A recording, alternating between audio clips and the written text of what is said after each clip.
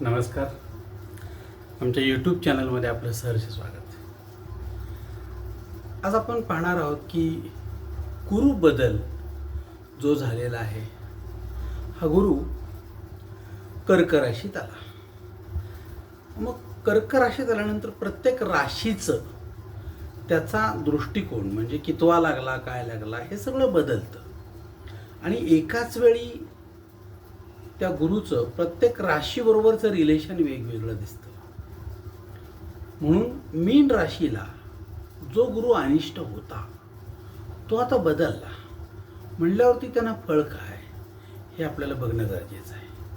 म्हणून आज आपण पाहणार आहोत की मीन राशीसाठी बदललेला गुरु कशा स्वरूपाचा आहे. आता एक गोष्ट निश्चितपणे करा की आपण जर पंचांग काढलं तर त्यामध्ये गुरु बदलला, कितवा गुरु लागला हे क्लिअर येतं. मग आता आपल्याला ते इथं पण दिसतं. ह्या चार्टमध्ये ह्या मीन राशीला हा कर्क राशीत आल्यानंतर तो गुरु आता 5वा आहे आणि तो सुख देणार आहे असं पंचांग सांगतं. म्हणजे मीन राशीला गुरु बदल झाल्यामुळे हा गुरु आता 5वा आला आणि तो सुख देणार आहे. परंतु एकाच वेळी गुरु बदल हा जरी सुख देत असला तरी शनी काय म्हणतो हे तितकंच महत्त्वाचं आहे. त्यामुळं आपल्याला दोन्हींचा संयुक्त विचार करावा लागतो. इथं बघा, आपल्याला गुरु 5वा सुख देतोय, परंतु ह्याच राशीला शनी पहिला आला तो भय देणार आहे. म्हणजे सुख आहे पण त्याबरोबर भय पण आहे. बघा, दोन्ही गोष्टी आहेत. म्हणजे एखादा मुलगा पाण्यात नदीत चांगला पोहतो आहे म्हणून आईला आनंद झालेला आहे, छान मस्त वाटते, सुख आहे माझा मुलगा पोहायला शिकला. पण बुडण्याचं देखील भय आहे. म्हणून एकाच वेळी सुख असतं त्यावेळी त्याच्याबरोबर भय पण असतं. म्हणून आपण पूर्ण आनंद उपभोगू शकत नाही. एखादी नवी गाडी घेतली की छान मुलगा चालवायला शिकला, कसली गाडी मारतो, आनंद आहे. पण त्याचबरोबर भय पण आहे. तुझा हा वेग, तुझं मोबाईलवर बोलून गाडी चालवणं, तुझं गाणी ऐकत गाडी चालवणं, हे अपघाताला निमंत्रण आहे, याचं मला भय आहे. केव्हाही काय झालं तर आम्हाला ते पचणार नाही, पेलवणार नाही. म्हणजे ह्या दोन गोष्टी एकाच वेळी आपल्याकडे दिसू शकतात, तशी परिस्थिती आहे. आता आपण आज बघणार आहोत की मीन राशीला हा बदललेला गुरु. आता मीन राशीचा स्वामीच गुरु आहे. त्यामुळे मीन राशीला गुरु बदलला तर तो कायमस्वरूपीच गुरु हा त्यांचा चांगला आहे, परंतु आता तो काय फळ देणार आहे हे बघायचं आहे. मग आता जरी समजा असं म्हटलं की मीन राशीला हा बदललेला गुरु आपल्याला आनंदी सुख देणार असेल, तर आनंदी करणार असेल, तरी सुद्धा सगळ्याच मीन राशीच्या लोकांना तशी फळं मिळतील का? नाही. याचं कारण असं, मीन रास जी आहे ती 3 नक्षत्रांनी युक्त आहे. एकाच वेळी 3ही वेगवेगळी नक्षत्र त्या राशीमध्ये असल्यामुळे कोणत्याही मीन राशीच्या माणसाला जर विचारलं तर त्याचं नक्षत्र 3 पैकी 1 असणार आहे, 3ही नसणार आहेत. त्यामुळं मीन राशीची समजा एक 100 माणसं आपण बघितली तर त्यातली काही ही पूर्वा भाद्रपदा या नक्षत्राची असतील, काही उत्तरा भाद्रपदा नक्षत्राची असतील आणि काही रेवती नक्षत्राची असतील. त्यामुळं नक्षत्र परत्वे प्रत्येकाला त्याचं वेगवेगळं फळ मिळणार आहे. त्याचबरोबर अजून एक गोष्ट आपण पाहणार नाही, पण डिटेल जर बघायला गेलं तर तुम्हाला तीही जाणवेल. सर्वच मीन राशीच्या लोकांच्या जर आपण पत्रिका बघितल्या तर त्याच्यात 12 भाग होतात.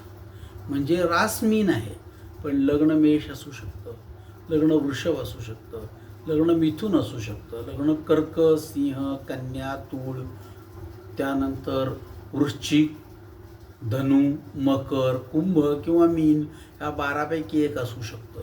आणि त्या नक्षत्रामध्ये पुन्हा त्यांच्या 3 पैकी 1 म्हणजे गृहीत धरा की कर्क रास आहे, म्हणजे लग्न कर्क राशीचं आहे.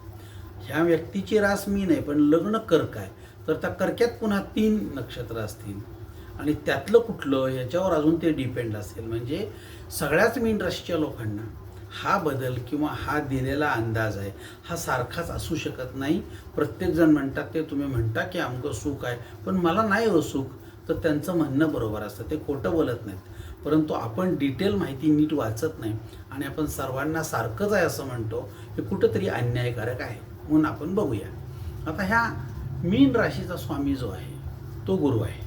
मग मीन राशीचे 3 नक्षत्र आहेत, त्या 3 नक्षत्रांचा आपण अभ्यास करूया. कारण असं वाक्य आपण टाकलेलं आहे, मीनेला लाभेल सुखाचे सोने, मीनेला लाभेल सुखाचे सोने, भोगशील तू आनंदी होणे. तुझ्या आयुष्यामध्ये आनंदाचे भोग आता वर्षभर संभवतात 13 महिने, परंतु ते 13ही महिने आहेत का? नाही, तर ते फक्त मध्ये 3 महिने आहेत. याचं कारण असं की जर गुरु बदलला तर 13 महिने तो बदलतो. मग हा 13 महिन्यातला गुरु हा फळ कधी देतो? तर मधले 2 महिने फळ देतो. मधले 2 महिने जर काढायचे असतील तर 13 - 2 आपल्याला 11 उत्तर मिळेल. मग मधले 2 महिने काढायचे म्हणजे उरलेले 11 महिने आहेत ते 2 भागात म्हणजे निम्मे पुढं निम्मे मागं ढकलायचे आणि बरोबर मध्ये जर आपण त्याचं फळ देण्याचे महिने काढले तर ह्या 11 मध्ये 5.5 महिने प्रथम, मध्ये मग ते फळ देणार 2 महिने, पुढं 5.5 महिने. तर मी 5.5 न करता त्याचे 5-5 महिने असे केले तर 10 महिने आणि मग 13 महिन्यात मधले 3 महिने फळ देणारे असतील. या व्यतिरिक्त तुम्हाला त्याचं फळ कुठे मिळणार नाही. मग हे 3 महिने कोणते? तर डिसेंबर 2026, जानेवारी 2027 आणि फेब्रुवारी 2027. ह्या 3 महिन्यामध्ये ह्या मीन राशीच्या लोकांना सुखाचा लाभ होईल, सुखाचं सोनं मिळेल. म्हणून त्यांनी सांगितलं मीनेला लाभेल सुखाचे सोने, भोगशील तू आनंदी होणे. मग इतर वेळी आपण आपलं काम मन लावून करायचं आहे, सारखं ते सोनं कुठं लाभणार आहे बघत बसायचं नाही. आता आपण बघूया की ह्या 3 नक्षत्रांमध्ये कोणकोणतं नक्षत्र कसं आहे. बघा, आता हे नक्षत्र जे आहे ते पूर्वा भाद्रपदा नक्षत्र, फक्त 4था चरण, म्हणजे फक्त 25% हे नक्षत्र या राशीचं आपल्याला या राशीमध्ये दिसणार आहे, फक्त 25%. मग 25% मध्ये काय येणार? हे मुळात नक्षत्र आहे ते सिंह योनीचं आहे. म्हणजे साधारणपणे ह्या व्यक्तीला श्रेष्ठत्व काय? मी राजा. बघा, आद्यनाडी आणि मनुष्यगणाची रास, पण ही अधोमुखी आहे. अधोमुखी म्हणजे काय? जरा काय झालं की प्रत्येक वेळी मागचं सगळं काढायचं आणि उगाळत बसायचं, ही पद्धत. मग ती कोणतीही असो, आनंदी असो दुःखी असो, मागचं उगाळत बसायचं, अधोमुखी आहे. आणि यांची दृष्टी चिबीट आहे. चिबीट म्हणजे अतिशय मतलबी, म्हणजे जशी गरज पडेल तसं आपण आपलं व्यक्तिमत्व बदलतो. म्हणजे आपण ज्याला म्हणतो की हवे तसे हवे तेव्हा हवे ते मुखवटे हवे त्या जागी लावायची ज्याला सवय असते, तो माणूस चिबीट दृष्टीचा आहे असं म्हटलं जातं. त्यामुळं ह्या व्यक्तींना ह्या गुरुबदलाचा फारसा परिणाम जाणवत नाही, कारण अधोमुखी आहेत. ते चांगलं जरी झालं तरी मागच्यामुळं झालं, वाईट जरी झालं तरी मागच्या गोष्टींमुळे झालं, असा जर घोष तुमचा असेल तर तुम्हाला फारसा याचा लाभ होणार नाही. मग दुसरं नक्षत्र आहे उत्तरा भाद्रपदा. हे पूर्ण नक्षत्र 4ही चरण ह्या मीन राशीमध्ये आहेत. मग आता ह्या 4ही चरणामध्ये हे गोयोनीचं नक्षत्र आहे. गोयोनी म्हणजे नुसती गायीसारखी गुण नव्हेत, काही वेळेला ह्यात बैलाचे पण गुण असतात बरं का, नुसतं गो नव्हे. हा गो अधिक बैल असा सगळा प्रकार आहे. म्हणजे ह्यामध्ये ताकद आहे पण राबण्याची क्षमता भरपूर, आणि कुणासाठी राबलो हे न विचारणारी पण माणसं यामध्ये येतात. त्यामुळं मध्यनाडी आणि मनुष्यगणाची हे नक्षत्र हे आहे ऊर्ध्वमुखी, म्हणजे ह्याला फक्त पुढचं, प्रत्येक वेळी जरा काय झालं की पुढं माझं काय असा सततपणे विचार करणारी ही मंडळी. फक्त ही मंडळी आहे दृष्टी सुलोचन असणारी. म्हणजे काय? योग्य वेळी योग्य परिस्थिती जी आहे तिचा लाभ उठवणारी माणसं ही. त्यामुळे ह्यांना मीनेला लाभेल सुखाचे सोने आणि भोगशील तू आनंदी होणे हा जो मंत्र आहे तो यांना लागू पडतो. ह्या लोकांना 100% त्याचा फायदा मिळणार, ह्या लोकांना जाणवणार सुद्धा. ह्या लोकांच्या आयुष्यामध्ये आता येणारी 3 महिने डिसेंबर 26, जानेवारी 27 आणि फेब्रुवारी 27 ही 100% हे भरपूर त्याचा उधळून काय आनंद घेणार आहेत. त्यामुळे ह्या नक्षत्रासाठीच केवळ ते वाक्य असावं. आणि तिसरं नक्षत्र आहे रेवती. हे गजयोनीचं नक्षत्र आहे. गज म्हणजे हत्ती किंवा हत्तीन. तर साधारणपणे या नक्षत्रामध्ये व्यक्तीची ताकद भरपूर असते, परंतु तिचा वापर हा योग्य मार्गासाठी केला जात नाही, किरकोळ कामासाठी केला जातो. म्हणजे बघा, 15-20 वर्ष सीमेवर लढणारा जवान, हातात बंदूक आहे, ताकद भरपूर आहे, कमावलेलं शरीर आहे आणि तेवढं मोठा अनुभव आहे चांगला लढायचा वगैरे, सगळा लढाऊ बाण आहे. पण अशा व्यक्तीला एक चांगलं उत्तम एखाद्या चांगल्या जागी नोकरी लावण्यापेक्षा कुठेतरी त्या ATMच्या बाहेर एक बंदूक घेऊन उभं केलेलं असतं. हा गजयोनीचा प्रकार. काय उपयोग आहे? ते ATM चालू असतं का नाही, त्यात 100च्या नोटासुद्धा आहेत का नाही शंका आहे, आणि तिथं मात्र ते बंदूक घेऊन दारात उभा केलेला असतो. हा जर प्रकार बघितला आपण तर असं मला वाटतं की गजयोनीच्या माणसांचं हे वैशिष्ट्य आहे, त्यांच्या ताकदीचा, त्यांच्या बुद्धिमत्तेचा, त्यांच्या आत्तापर्यंतच्या अनुभवाचा फारसा उपयोग केला जात नाही. त्यामुळं ज्याला आपण म्हणतो की माणूस जरा कुजल्यासारखा झाला, त्याचा उपयोग व्हायला पाहिजे होता, पण झाला नाही. तर हे गजयोनीच्या माणसांबाबतीत अत्यंत हुशार, पण वापर किरकोळ गोष्टीला होतो. आता हे अंत्यनाडी आणि देवगणाची माणसं, ह्यांचं मुख आहे तेरियंक. म्हणजे मागचं उगाळायचं नाही, पुढचंही काढत बसायचं नाही. वर्तमान काय आहे बघून, समोर बघून जगायचं, ही ह्यांची प्रवृत्ती आहे. त्यामुळे वर्तमानातला आनंद वर्तमानातच घेतील, पुढं बघू मागं बघू नाही. आज मला आनंद मिळतो ना, आत्ता मी त्याचा आनंद उपभोगणार. फक्त ह्यांची दृष्टी जरा अंध आहे. म्हणजे काय अंधदृष्टी म्हणजे काय, तर साधारणपणे सारासार विचार करण्याची क्षमता कमी असते, फार कमी असते. त्यामुळं मग बऱ्याच वेळा लोकांच्या मतावर ते अवलंबून यांची मतं तयार होतात आणि मग त्याप्रमाणे ते पुढे जातात. काय झालं तर पश्चाताप वगैरे अमका तमका काही विचार होत नाही, चाललंय ना असं म्हणणाऱ्यापैकी हा मोठा वर्ग आहे. आता प्रश्न असा येतो की आपल्याला या नक्षत्रामध्ये काय बघायचं असतं, तर साधारण तुमची पत्रिका जी असते त्या पत्रिकेवर हे अवलंबून असतं. तुमची पत्रिका म्हणजे सगळ्याच मीन राशीच्या लोकांना सारखा अनुभव काय येत नाही, त्याचं कारण ते. आता प्रश्न असा येतो की बघा, मीनेला लाभेल सुखाचे सोने, भोगशील तू आनंदी होणे, हे वाक्य त्यांच्यासाठी लागू आहे. परंतु गुरु 5वा असल्यामुळं तो सुख देणार आहे आणि शहिनी पहिला असल्यामुळं भय देणार आहे. मग आता याच्यामध्ये तुम्हाला हे कधी मिळणार आहे, आपण चर्चा केली, डिसेंबर 2026, जानेवारी 2027 आणि फेब्रुवारी 2027 यात ही फळं यांना मिळणार आहे. तरीसुद्धा हा शनी शेवटचे 6 महिने फळ देणार आहे. म्हणजे तो कुठला देणार आहे, तर भय असणार देणार आहे. ते कधी शेवटचे 6 महिने संपतात, जानेवारी 27 ते जून 27. म्हणजे ह्या 2 महिन्यामध्ये जरी तुम्हाला सुख असलं तरी तुम्हाला भय आहेच. मग आता प्रश्न असा येतो की सर्वांना समान हा सगळा लाभ आहे, तो का मिळत नाही, तर त्याचं कारण असं की तुमच्या वैयक्तिक पत्रिका जी प्रत्येकाची असते त्यामध्ये असणारा गुरु कुठे आहे त्याच्यावरती हे सगळे पद अवलंबून आहेत. तुमच्या पत्रिकेतला गुरु कुठं आहे. आता प्रश्न असा की तुमची ही लग्न कुंडली जर आपण काढली तर त्या लग्न कुंडलीमध्ये इथं एकच असेल असं नव्हे, 1 ते 12, 1, 2, 3, 4, 5, 6, 7, 8, 9, 10, 11, 12 असे 12पैकी कोणताही अंक असेल.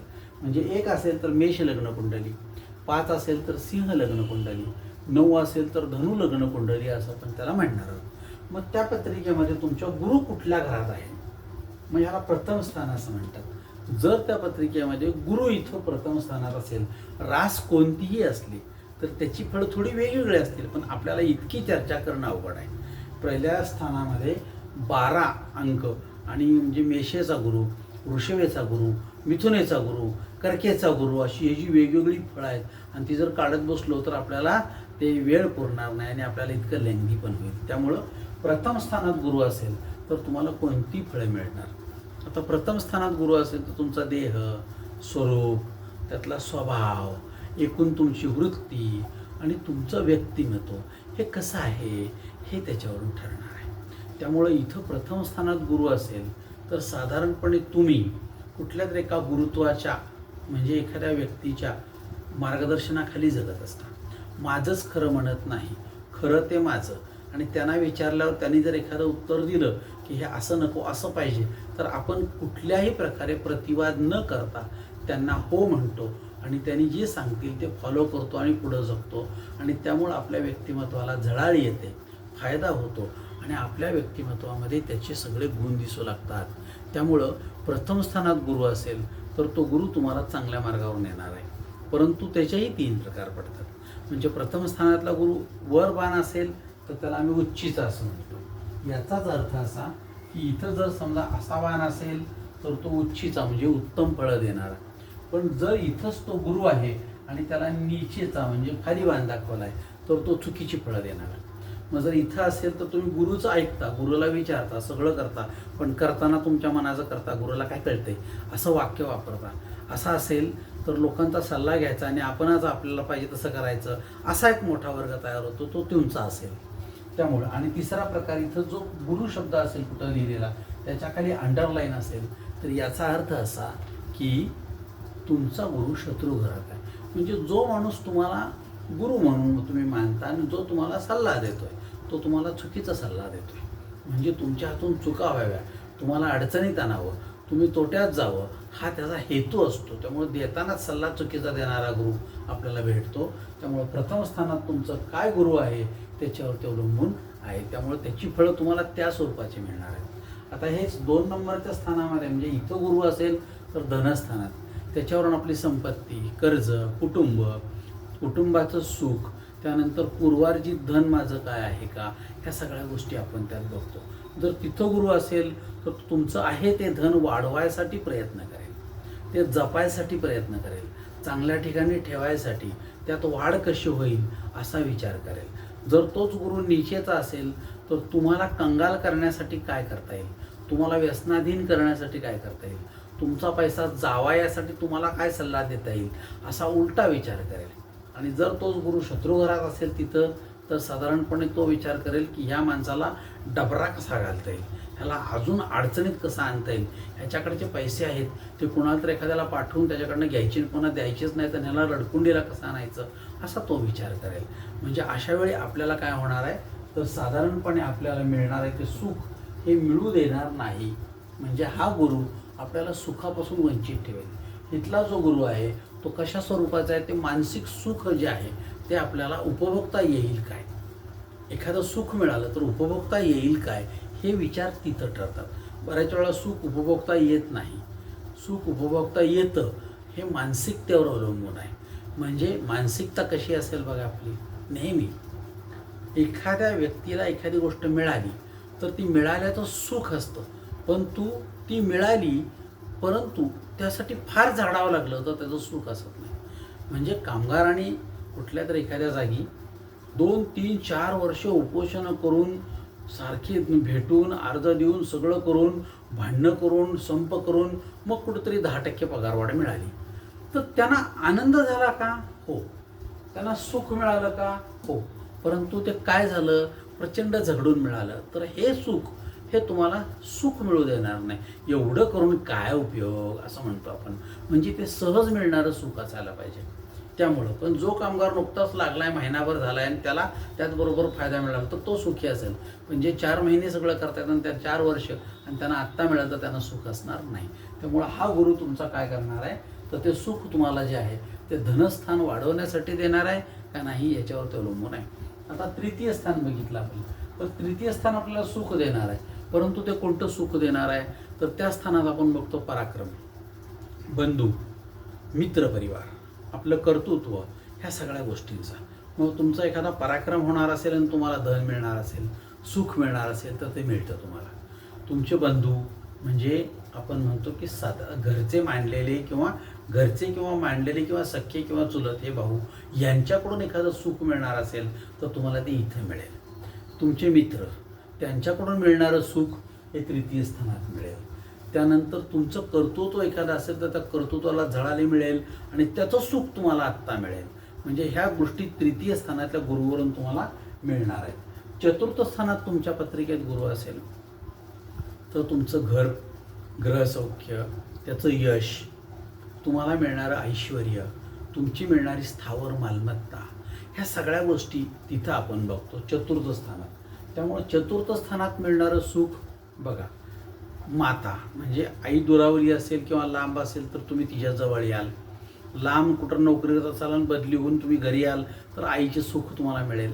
ग्रहसौख्य, घरात राहायचं सुख मिळेल. घर माझं आहे पण आतापर्यंत कोण सोडत नव्हतं, आता सोडलं, आम्ही आमच्या घरात आलो, हे मिळेल. यश एखाद्या किरकोळ असेल पण त्या गोष्टीसाठी आपण खूप झगडतो, पण नेमकं त्या कालावधीमध्ये तुम्हाला ते यश मिळेल आणि तुम्हाला त्याचा काय होईल, आनंद होईल. ते सुखानं यश आपल्याला उपभोगता येईल. सुख, ज्या सुखाची तुम्ही अपेक्षा करत होता ते सुख तुम्हाला चालून आलं तर तुम्हाला त्याच्यापेक्षा मोठा आनंद होणार नाही. प्रचंड प्रयत्न करतोय मुलाच्या लग्नाचे आणि नेमकं एक स्थळ चालून आलं आणि त्याने सांगितलं आम्हाला 8 दिवसात लग्न करायचं आहे आणि 8 दिवसात इकडे सुद्धा न होता मुलाचं लग्न झालं. तर जे सुखासाठी मी 4 वर्ष प्रयत्न करतोय आणि ते मिळत नाही आहे, होईल का नाही मला शंका, ह्या काळजीनं माझं काळीज हादरायला लागलं आहे. पण जर असं एखादं चुकून स्थळ आलं आणि सुख झालंच तर जे सुख तुम्हाला लाभलेलं आहे ते पैशात मोजता येणार नाही. त्यामुळे ते मिळण्याची शक्यता त्या 2-3 महिन्यात आहे. ऐश्वर्य, एखादं तुम्ही इथं ऐश्वर्य कुठं भोगायचं असा मनात सहज प्रयत्न केला असेल तर ते मिळालंच नसेल आणि आपल्याला मिळणारही नाही तर नेमकं काय होतं, ते ऐश्वर्य तुम्हाला चालून येतं आणि मग त्या ऐश्वर्याचा तुम्ही काय करता, लाभ घेता. त्यानंतर तुमची स्थावर मालमत्ता तिथं आहे. जी स्थावर मालमत्ता तुमची जी आहे ती वादातीत असेल, मिळत नसेल किंवा वाटून दिली जात नसेल आणि अचानक काहीतरी एखादी घटना घडते आणि ते सगळंच्या सगळं तुम्हाला मिळून जातं आणि तुम्ही आनंदी होता आणि त्यामुळे तुमचं सुख पुन्हा वाढल्यासारखं तुम्हाला वाटतं. ह्या गोष्टी ज्या सगळ्या आहेत ह्या सगळ्या गोष्टी तुम्हाला चतुर्थ स्थानात जर गुरु तुमचा असेल तर मिळतील. तेच पंचम स्थानात तुमचा गुरु असेल तर साधारण आपण पंचम स्थानात विद्या, बुद्धी, संतती, उपासना, कर्मणूक ह्या गोष्टी बघतो. मग तुमची एखादी विद्या म्हणजे तुम्हाला एखादी गोष्ट जमत नाही आहे, तुम्ही फार झाले प्रयत्न करताय तर तुम्हाला ती जडदिशी मिळते. एखादं बौद्धिक क्षेत्राचं काम आहे तुम्ही प्रयत्न करताय आणि खूप प्रयत्न करूनही मिळत नाही, पण नेमकं इथं काय होतं तर त्या बुद्धीला एक चालना मिळते, कोणतरी चांगला गुरु मिळतो आणि तो एखादा क्लीव देतो आणि आपलं काम जडदिशी होऊन जातं. संतती जी आहे ती आहे परंतु मनासारखी वागत नाही. नेमका तिच्यात काय बदल होतो मला कळत नाही आणि ती तुम्हाला गुरु म्हणायला लागते आणि तुमच्या शब्दाबाहेर जात नाही आणि तुम्ही म्हणाल त्या गोष्टीला तयार होते. असं होणं म्हणजे पंचम स्थानातला गुरु असणं किंवा एखादी उपासना करतोय आणि तिचं फळ मला मिळत नाही असं वाटतंय, आपली उपासना वाया जाते असं वाटतंय आणि नेमकं अशा वेळी काय होतं तर साधारणपणे ती उपासना जी आहे ती फळाला येते आणि तिच्यापासून आपल्याला जे फळ मिळणार आहे ते जडदिशी मिळून जातं. ह्याही गोष्टी तुम्हाला या कालावधीमध्ये मिळतील. आता षष्ठम स्थानात जर तुमचा गुरु असेल तर हा गुरु काय करणार आहे, तुम्हाला एखादी मनोविकृती किंवा मानसिक रोग देऊ शकतो. परंतु तिथं जर तुमचा गुरु असेल तर तुम्हाला एखादी मानसिक विकृती किंवा मनोरोग लक्षामध्ये हा होणार असेल, परंतु जर तिथला गुरु उच्चीचा असेल तर तो तुम्हाला ती होऊ देणार नाही. बघा, म्हणजे एखाद्या जागी तुमची बदली झाली आणि तुम्ही जाणार असाल तर त्या माणसाला त्याचाच साहेब सांगतो, ते वरनं आलंय तरी पण तू जाऊ नको, मी तुला सांगतो यातून मार्ग कसा काढायचा, तो जाणार तिथं अडचणी येणार आहेत, त्यापेक्षा तू तिकडं न जाता अमके जातो म्हणून सांग, मी चिठ्ठी देतो, तो अमक्याला भेट, तुझं काम होऊन जाईल. झालं. वरिष्ठ चांगला गुरु भेटतो आणि मला होणारा मानसिक क्लास किंवा मानसिक त्रास हा सगळा मनोविकृतीपासून मला वाचवतो आणि मला दुसरीकडे बदलून देईल, पण चांगल्या जागी देईल. म्हणजे आज खूप लोक असे आहेत की जे हुशार आहेत, त्यांना एखाद्या क्षेत्रामध्ये त्याची आवड आहे, परंतु त्या न देता त्यांना दुसऱ्याच कुठल्या तरी क्षेत्रात काम दिलं जातं आणि तिथं त्यांचं मन लागत नाही आणि मग ते मनोविकृत होतात. पण नेमकं ह्या कालावधीमध्ये तुम्हाला ते काम तुमचं रद्द करून तुमच्या आवडत्या कामाकडे वळवलं तर तुमचा आनंद द्विगुणित होईल आणि तुमचं सुख वाढेल आणि तुम्ही काय कराल, ह्या सगळ्या सुखापासून छानपैकी आनंद घेऊ शकाल. आता हेच सुख तुमचं सप्तम स्थानाशी निगडीत असेल, म्हणजे तुमच्या पत्रिकेतला गुरु ह्या 7व्या स्थानामध्ये असेल तर सप्तम स्थान काय सांगतं आपलं, पती पत्नी, विवाह, सौख्य, भागीदार, ह्या सगळ्या गोष्टी. मग ह्या सगळ्या गोष्टीमध्ये काही दोष असेल तर साधारण इथला गुरु जो असतो तो उच्चीचा असेल तर वैवाहिक सौख्य तुमचं अजून वाढवेल, पण हाच गुरु नीचेचा असेल तर वैवाहिक सौख्य बिघडवेल, तुमच्यातले पती पत्नींमधले असणारे अंतर जे आहे ते वाढवेल.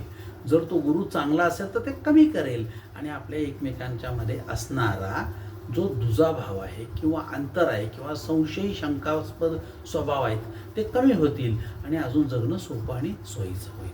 हेच व्यवसायात असेल तर भागीदार तुमच्याबरोबर असा करतो तर तो भागीदारसुद्धा आपल्या सगळ्या शंका दूर झाल्या की मला काहीतरी वाटलं होतं पण तसं नाही आहे, तुमचं छान आहे असं म्हणून आपल्याला जाहीरपणे कबुली करेल आणि आपलं छानपैकी चाललेलं काम जे आहे ते सुखानं पुढे नेलं जाईल.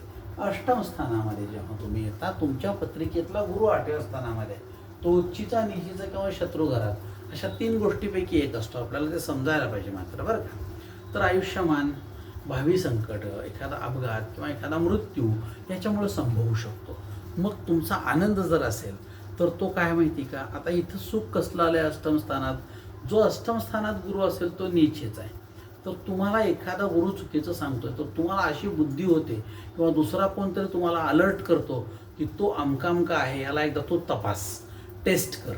आणि मग टेस्ट केले कळतं की हा माणूस आपल्याला चुकीचं सांगतोय.